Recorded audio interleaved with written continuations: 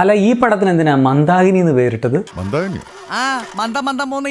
വിനോദ് ലീല സംവിധാനം ചെയ്ത് അൽതാഫ് സലീം, അനാർക്കലി മരിക്കാർ, സരിത കുക്കു, വിനീത് തട്ടിൽ തുടങ്ങിയവർ പ്രധാന വേഷങ്ങളിലെത്തിയ മന്ദാകിനി എന്ന സിനിമയെ കുറിച്ചാണ് ഇന്ന്.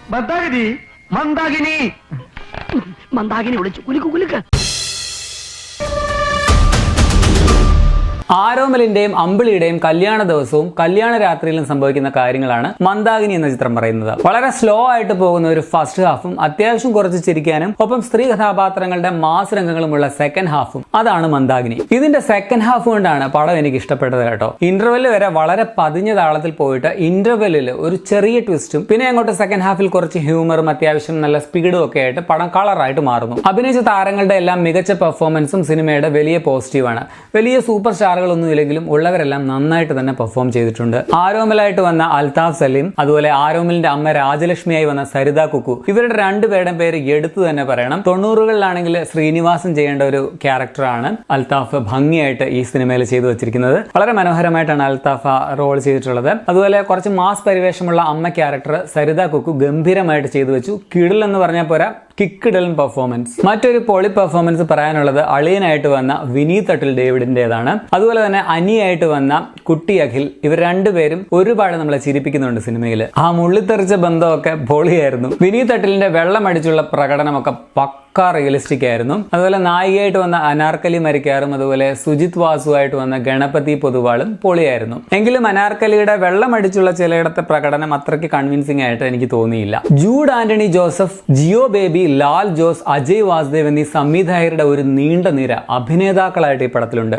Directors turned into actors. കൊള്ളാലോ. ബിബിൻ അശോക് ഒരുക്കിയ ഗാനങ്ങൾ മികച്ചതായിരുന്നു. പ്രത്യേകിച്ച് വട്ടേപ്പം എന്ന പാട്ടും പിന്നെ അനാർക്കലിയുടെ ലവ് സോങ്ങും. ഷിജു എം ഭാസ്കറിന്റെ ക്യാമറയും അതുപോലെ ഷെറിലിന്റെ എഡിറ്റിംഗും നൈസായിരുന്നു. സ്ക്രിപ്റ്റ് എഴുതിയിരിക്കുന്നതും ഷിജു എം ഭാസ്കർ ആണ്. അദ്ദേഹത്തോടൊപ്പം ഷാലുവും സ്ക്രിപ്റ്റ് റൈറ്ററായിട്ട് കൂടെയുണ്ട്. ഇനി ഈ പടത്തിന്റെ നെഗറ്റീവ് പറയുകയാണെങ്കിൽ ഫസ്റ്റ് ഹാഫിലെ കട്ട ലാഗാണ് ആദ്യം തന്നെ പറയാനുള്ളത്. ചില കോമഡിയൊക്കെ അവിടെ വർക്കായെങ്കിൽ ചിലതൊക്കെ വളരെ ചളിയായിട്ടാണ് എനിക്ക് തോന്നിയത്.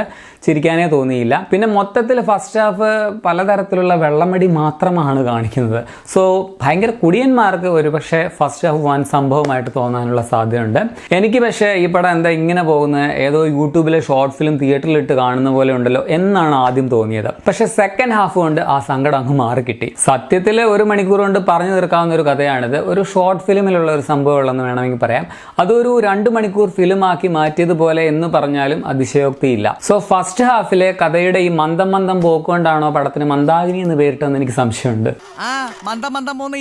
ചുരുക്കത്തില് മന്ദം മന്ദം പോകുന്ന ഒരു ഫസ്റ്റ് ഹാഫിലൂടെ മുന്നേറി മികച്ച ഒരു സെക്കൻഡ് ഹാഫ് നൽകുന്ന സംതൃപ്തിയോടെ പടം കണ്ടു തീർക്കാം. സോ ഞാനിതിന് 3 out of 5 റേറ്റിംഗ് നൽകും. അതിഗംഭീരമെന്നോ ഒരു തിയേറ്റർ മസ്റ്റ് വാച്ച് എന്നൊന്നും ഞാൻ പറയില്ല. പക്ഷെ കണ്ടാൽ നിങ്ങൾക്ക് ഒട്ടും നഷ്ടവുമാവില്ല. സോ ഫാമിലിയോടൊപ്പം കണ്ട് എൻജോയ് ചെയ്യാൻ പറ്റുന്ന ഒരു ക്ലീൻ ഫാമിലി എന്റർടൈനർ ആണ് മന്ദാകിനി. പക്ഷെ എന്റെ അഭിപ്രായം ആയിരിക്കണമെന്നില്ല നിങ്ങൾക്ക് കേട്ടോ. എന്തായാലും ഈ വർഷം വന്ന് ഹിറ്റ് അടിച്ച സിനിമകളിലൊന്നും സ്ത്രീ കഥാപാത്രങ്ങളില്ല, ഉള്ളതിൽ സ്ത്രീകൾക്ക് പ്രാധാന്യമില്ല എന്നൊക്കെ പറഞ്ഞു കരയുന്നവർക്ക് തീർച്ചയായിട്ടും ഇഷ്ടപ്പെടുന്ന ഒരു സിനിമയായിരിക്കും മന്ദാകിനി.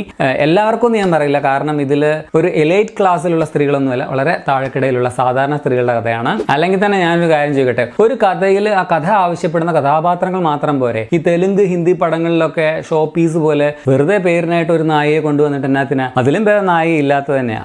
ആരോട് പറയാൻ.